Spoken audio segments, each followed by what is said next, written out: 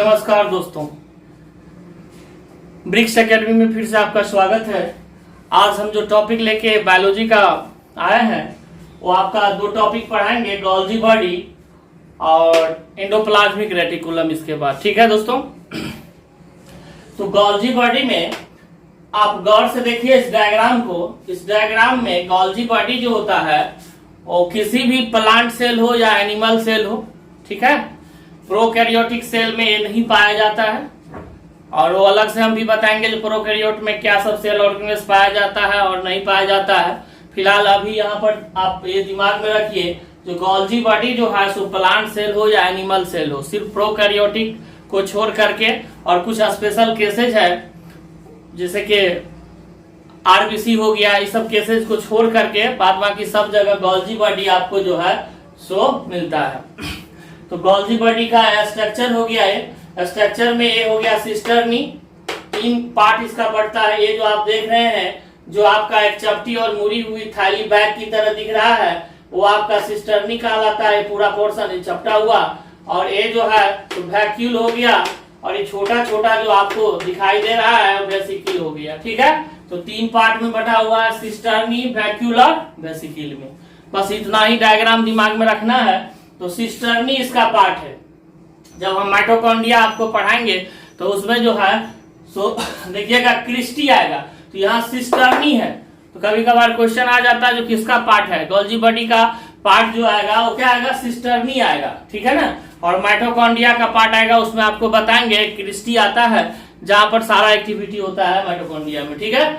और ये वैक्यूल और वेसिकल के बारे में उतना क्वेश्चन नहीं आता है, जो किस पार्ट में जो है सेल ऑर्गेनेल्स के किस पार्ट में होता है। अब देखिए इस पर हम यहाँ पर इसमें लिखा हुआ है, जो गोल्जी बॉडी को जो है सो प्लांट के केस में, इन प्लांट में गोल्जी बॉडी को प्लांट के केस में हम लोग डायक्टियोसोम्स भी कहते हैं, ठीक है।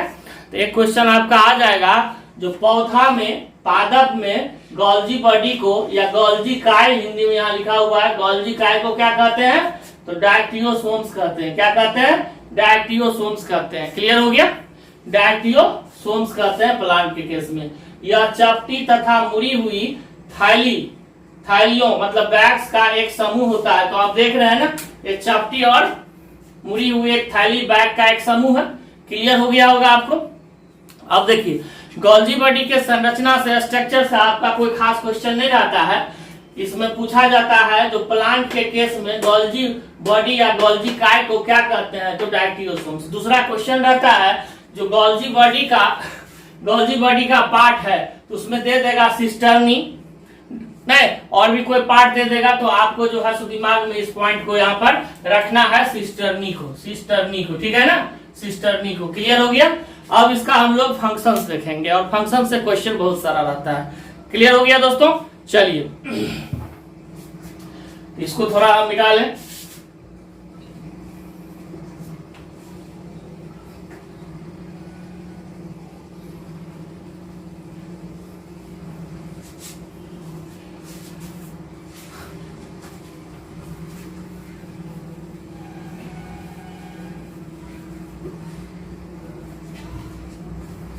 तो गोल्जी बॉडी का पहला फंक्शन जो आप लिखिएगा, फंक्शन कार्य क्या है, क्या काम करता है, फंक्शन क्या है इसका गोल्जी बॉडी का। तो पहला जो आपका फंक्शन हो जाएगा वो लिखिए, यह प्रोटीन, फर्स्ट में यह प्रोटीन तथा लिपिड्स, प्रोटीन्स तथा लिपिड्स। प्रोटीन का हिंदी प्रोटीने होता है, लिपिड का वसा होता है। लिपिड का क्या होता है, वसा, कई बार बता चुके हैं, ठीक है। यह प्रोटीन तथा लिपिड्स को ठीक है ना, एंडोप्लाज्मिक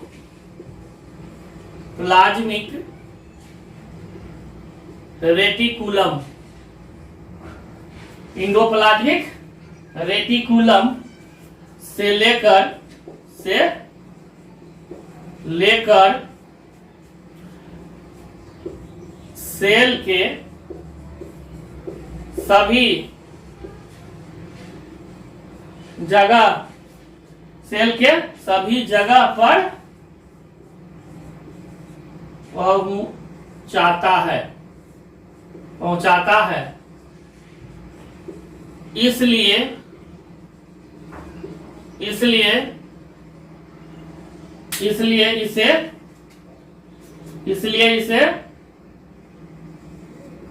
इसलिए इसे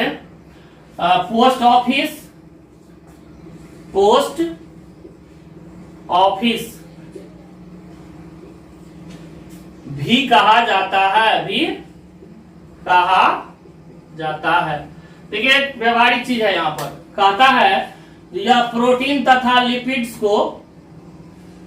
जिसको वसा कहते हैं, इंडोप्लाज्मिक रेटिकुलम, सेल का स्ट्रक्चर जब आपने देखा है तो उसमें इंडोप्लाज्मिक रेटिकुलम, और इसके बाद हम इंडोप्लाज्मिक रेटिकुलम आपको पढ़ा ही रहे हैं। तो यह प्रोटीन तथा लिपिड्स को इंडोप्लाज्मिक रेटिकुलम से लेकर सेल के सभी जगह पर पहुंचाता है। ठीक है, तो लेकर के पहुंचाना, तो जैसे चिट्ठी जो है, पत्र जो है, लेटर जो है, सो लेकर के पहुंचाता है, यह काम किसका है? तो पोस्ट ऑफिस का है। उसमें वर्कर जो पोस्ट मास्टर है या जो भी वर्कर काम करते हैं उन सब का है। इसलिए गोल्जी बॉडी जो है सो एक तरह से पोस्ट ऑफिस के तरह काम करता है। क्या करता है दोस्तों? पोस्ट ऑफिस के तरह काम करता है। इतना तक क्लियर हो गया?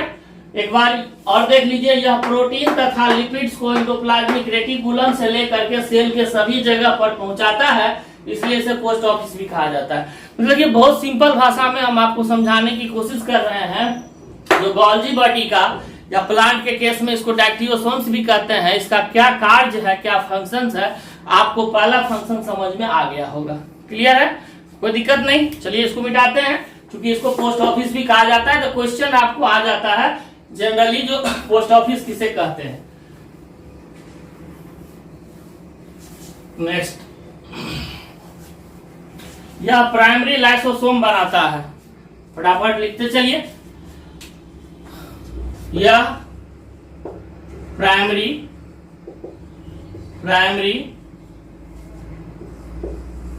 लाइसोसोम्स बनाता है। लाइसोसोम्स हमने पढ़ाया है आपको, suicidal bag of the cell, आप देख सकते हैं प्लेलिस्ट में, वीडियो में लाइसोसोम्स है। तो उसमें यह प्राइमरी लाइसोसोम्स कौन बनाता है? तो गोल्जी बॉडी ही बनाता है। तो इसका एक कार्य हो गया लाइसोसोम बनाना। प्राइमरी का मतलब क्या हो? प्राथमिक लाइसोसोम, हिंदी में प्राथमिक कह सकते हैं। इतना तक आपको हिंदी आता ही होगा। प्राइमरी लाइसोसोम्स बनाता है। नेक्स्ट फंक्शंस में लिखिए। नेक्स्ट फंक्शंस आपका हो गया, दूसरा फंक्शन हुआ ना, तीसरा में लिखिए आप एक्रोसोम्स। एक्रोसोम्स कहां पर? स्पर्म सेल में। कहां पर? स्पर्म सेल में होता है एक्रोसोम। सब बताया हुआ है, क्वेश्चन भी ऑब्जेक्टिव का दिया हुआ है, उसमें भी पूछा है हमने। एक्रोसोम्स नहीं बनाता है कौन? गोल्जी बॉडी बनाता है। क्लियर हो गया? फोर्थ में लिख लीजिए, यह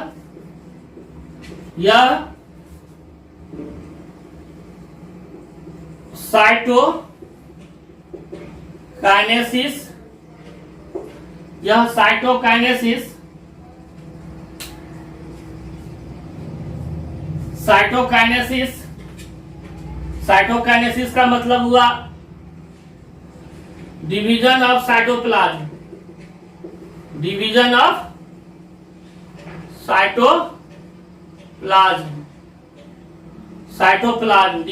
साइटोप्लाज्म।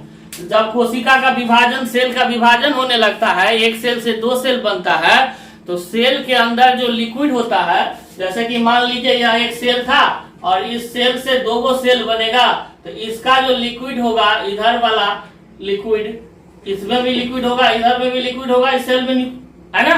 तो साइटोकाइनेसिस, ये सब सारा चीज हम बताएंगे आगे। सेल डिवीजन में साइटोकाइनेसिस में भी मदद करता है कौन? गोल्जी बॉडी प्लेट बनाता है, ठीक है ना।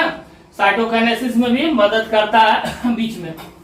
नहीं, यह cytokinesis division of cytoplasm, cell division के टाइम में डिवीजन ऑफ साइटोप्लाज्म, है ना, या साइटोकाइनेसिस में लिख सकते हैं मदद करता है।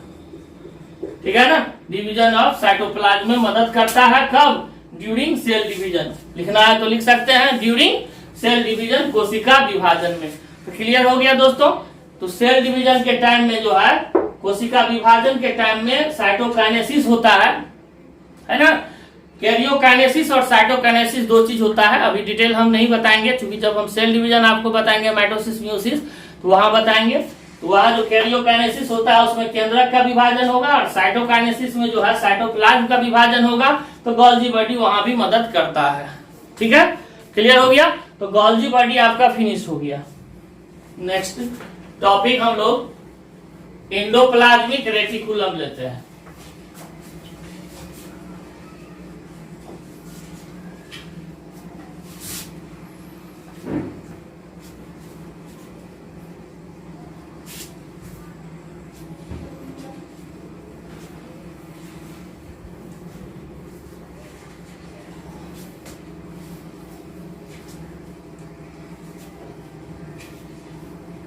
चलिए, एंडोप्लाज्मिक रेटिकुलम।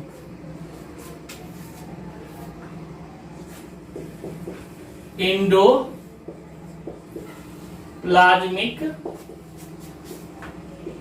रेटिकुलम है ना, इसको हिंदी में कहते हैं अंतःपटल जालिका। सब लिखा हुआ है, अगर आप शुरू से वीडियो देखिएगा ऐसा कोई नहीं है। अंतः प्रतल जालिका। ठीक है, देखिए सेल के अंदर में न्यूक्लियस से लेकर के साइटोप्लाज्म तक हमने बहुत अच्छा से डायग्राम में सेल का काइगो डायग्राम हमने बनाया है। आप मेरे पीछे वाले वीडियो देख सकते हैं। ठीक है, प्लेलिस्ट में आपको रखा हुआ है। तो एंडोप्लाज्मिक देखिएगा, जो सेल का, मान लीजिए सेल है, तो सेल का यहां पर केंद्रक हो गया, है ना, ये केंद्रक हो गया। सब डायग्राम हमने बनाया है बहुत अच्छा सा, आप देख सकते हैं जाकर के। इसके बाद जो है यहां से लेकर के एक नेटवर्क लाइक जाल लाइक स्ट्रक्चर पूरा बना हुआ है। This is called endoplasmic reticulum. हर जगह बना हुआ है। ठीक है ना, एंडोप्लाज्मिक रेटिकुलम। तो सबसे बड़ी बात देख रहे हैं, सेल को क्या कर रहा है, एक शेप मेंटेन कर रहा है, तान रहा है। इधर से इसको यहाँ जुड़ गया, फिर इधर जुड़ गया, पूरा नेटवर्क रहता है जुड़ा हुआ। ठीक है, और यह जो एंडोप्लाज्मिक रेटिकुलम होता है वो दो तरह का होता है, रफ एंडोप्लाज्मिक रेटिकुलम और स्मूथ एंडोप्लाज्मिक रेटिकुलम।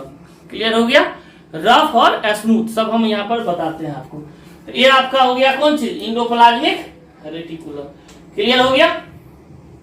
अगर इस एंडोप्लाज्मिक रेटिकुलम पर आप प्रोटीन को डाल देते हैं, मतलब मान लीजिए प्रोटीन आ गया, अगर प्रोटीन आपको नजर आने लगे, ठीक है, प्रोटीन सॉरी राइबोसोम्स अगर नजर आने लगे, प्रोटीन बोल दिए सॉरी, राइबोसोम्स नजर आने लगे इस एंडोप्लाज्मिक रेटिकुलम पर, मान लो यहां पर एक दूसरा हम बनाते हैं और क्लियर हो जाएगा आपका। ऐसे मान लीजिए ये एंडोप्लाज्मिक रेटिकुलम है और इस एंडोप्लाज्मिक रेटिकुलम पर,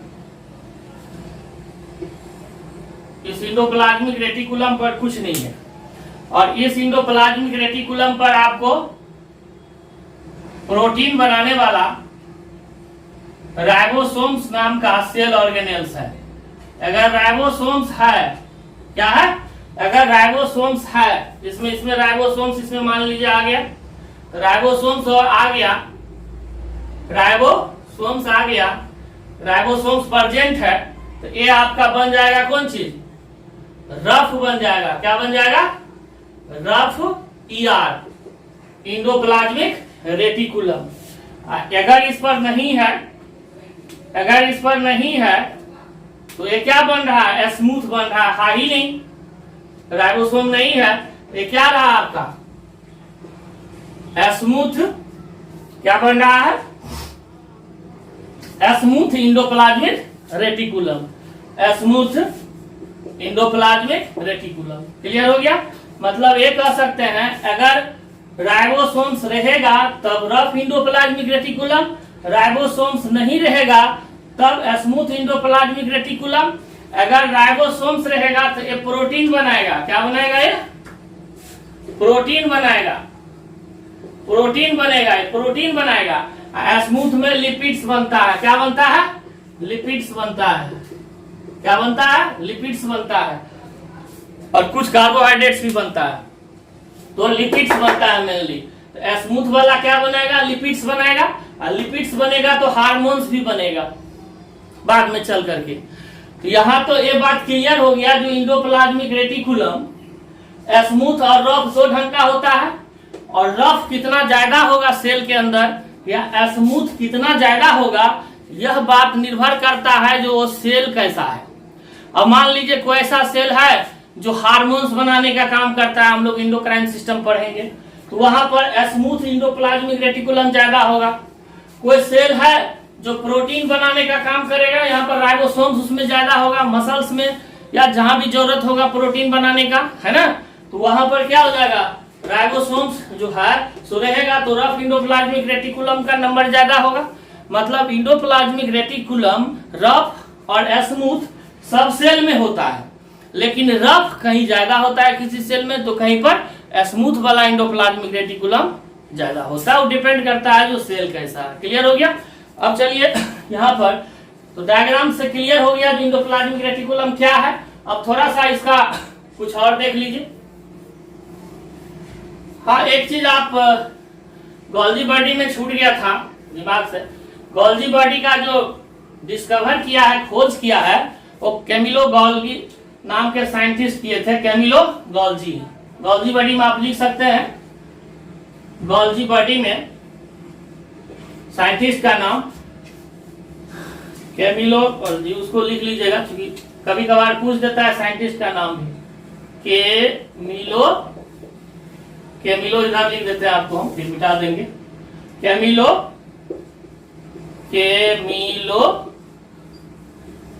गोल्जी, ठीक है ना। एक्चुअली अभी हम इसका साइंटिस्ट का नाम लिखना चाह रहे थे, इसलिए गोल्जी बॉडी का भी हमको दिमाग में आ गया, तो आपको बता दिए, ठीक है, डोंट माइंड। तो कैमिलो गोल्जी गोल्जी बॉडी का जो है सो खोज किया था, ठीक है, क्लियर हो गया। चलिए मिटाइए इसको। तो एंडोप्लाज्मिक रेटिकुलम आपने समझा, और ये दो ढंग का होता है, रफ और स्मूथ। तो चलिए इसी पर हम आगे बढ़ते हैं।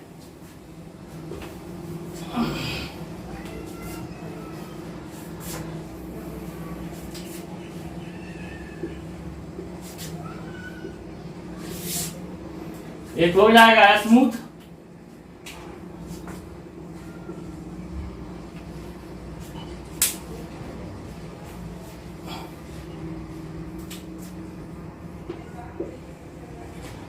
स्मूथ ER शॉर्ट में एंडोप्लाज्मिक रेटिकुलम को लिखते हैं, रफ ER, ठीक है। तो स्मूथ ER में क्या हो जाएगा? अभी जस्ट बताया था आपको, स्मूथ में क्या हो जाएगा? एब्सेंस कौन चीज? राइबोसोम्स। राइबोसोम्स क्या होगा? एब्सेंट होगा, है ना। और ये क्या करेगा? कहां फाउंड होगा? Mainly found in lipid forming cell. Lipid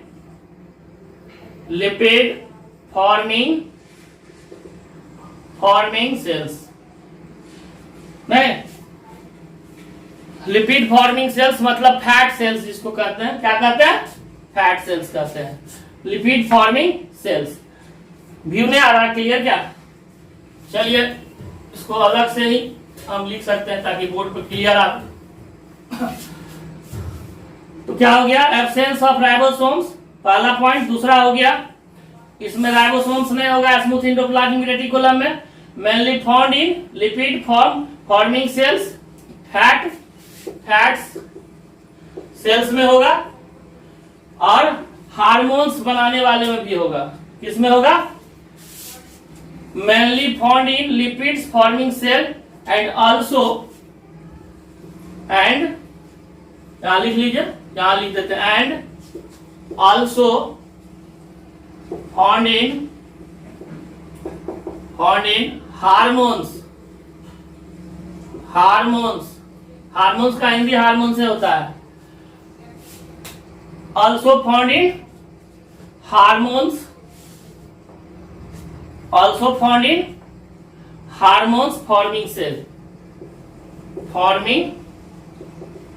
forming cells. Clear हो गया? हार्मोन्स बनाने वाले सेल में भी होगा। नेक्स्ट पॉइंट वाइज आप लिख लीजिएगा। नेक्स्ट आप लिखिए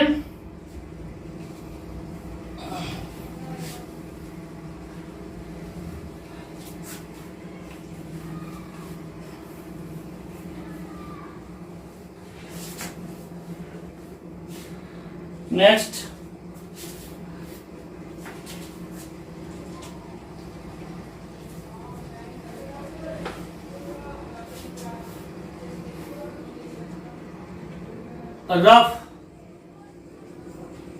रफ ईआर। इसमें इसका फंक्शन क्या होगा? इसमें क्या हो जाएगा? राइबोसोम्स प्रेजेंट, राइबोसोम्स क्या हो जाएगा? यहाँ प्रेजेंट होगा, प्रेजेंट उपस्थित होगा। इसके बाद क्या हो जाएगा? ये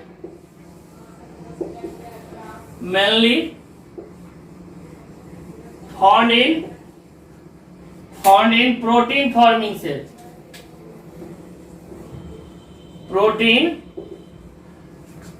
प्रोटीन्स फॉर्मिंग सेल्स। क्लियर हो गया? ये आपका कॉमन फंक्शंस जो है सो नहीं हुआ, स्पेशलाइज फंक्शन हुआ। रफ एंडोप्लाज्मिक में क्या होगा? राइबोसोम्स होगा, और ये कहाँ रहेगा? जहां प्रोटीन बनने वाला सेल होगा। क्लियर हो गया? अब हम कॉमन फंक्शंस इसका देख रहे हैं एंडोप्लाज्मिक रेटिकुलम का, जो दोनों में होगा, रफ में भी होगा और स्मूथ में भी कॉमन फंक्शंस होगा। अब चलिए इसमें क्या होगा? इट प्रोवाइड्स, लिख सकते हैं आप, common functions of ER. ER का कॉमन फंक्शंस क्या हुआ? स्पेशलाइज्ड था। इसमें आप लिख सकते हैं ER provide framework to the cell, ER provide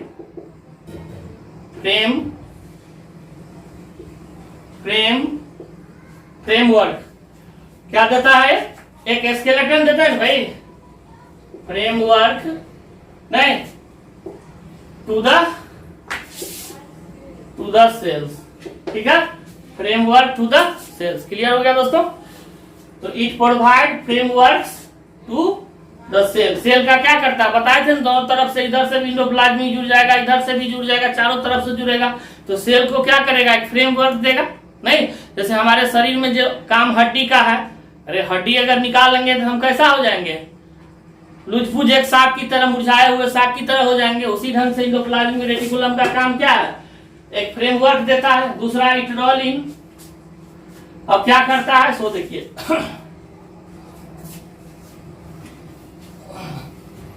दूसरा कॉमन फंक्शंस इसका हो गया, कॉमन फंक्शंस। दूसरा कॉमन फंक्शंस में आप लिख सकते हैं रोल इन,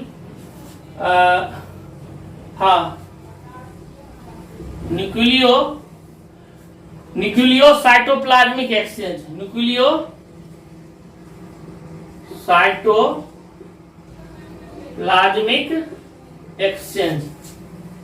एक्सचेंज आदान प्रदान करना। एक्सचेंज का मतलब होता है आदान प्रदान करना। एक्सचेंज का मतलब क्या होता है? आदान प्रदान करना। न्यूक्लियो का मतलब क्या हुआ? यहाँ न्यूक्लियस। न्यूक्लियो का मतलब क्या हुआ? न्यूक्लियस के अंदर। साइटोप्लाज्म का मतलब जानते करते हैं जीव दल, साइटोप्लाज्म के अंदर ये है। तो एंडोप्लाज्मिक रेटिकुलम जब जाल के तरह बिछा हुआ है तो न्यूक्लियस का मटेरियल साइटोप्लाज्म में और साइटोप्लाज्म का मटेरियल न्यूक्लियस में अपने आवश्यकता के अनुसार ये ले जाता है। ठीक है? Role in nucleocytoplasmic exchange मतलब आदान प्रदान। एक्सचेंज मतलब आदान प्रदान। हिंदी वाले भाई लिख सकते हैं एक्सचेंज जो है सो मतलब एंडोप्लाज्मिक रेटिकुलम अंतःपर्दल जालिका जो है सो केंद्रक और साइटोप्लाज्म जो है जीव जीव द्रव्य जो है सो मटेरियल का मतलब पदार्थों का आदान प्रदान करता है। क्लियर हो गया होगा हम क्या कहना चाह रहे हैं। अब चलिए नेक्स्ट,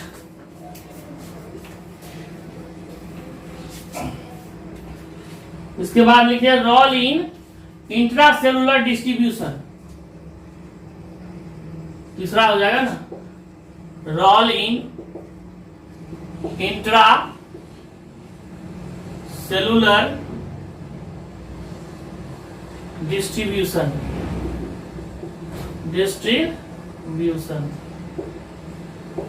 इंट्रा सेलुलर, इंट्रा का मतलब होता है अंदर में, इंट्रा सेलुलर का मतलब हुआ सेल। सेल के अंदर में सब कुछ जो है तो डिस्ट्रीब्यूशन करता है जिसको जो देना होता है। जैसे माइटोकॉन्ड्रिया को कुछ पहुंचाना है, उधर गोल्जी बॉडी के पास कुछ ले जाना है, लाइसोसोम जहां भी जिस जरूरत होगा। क्योंकि इंडोप्लाज्मिक रेटिकुलम एक जाल की तरह फैला हुआ है, तो सेल के अंदर जितना सारा सेल ऑर्गेनेल्स है उसमें भी ये बांटने का काम करता है। नेक्स्ट जो आपका है एक फंक्शन वो लिख सकते हैं रोल इन, लिख सकते हैं रोल इन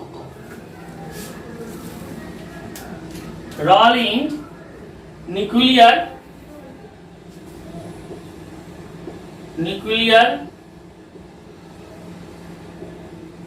मेम्ब्रेन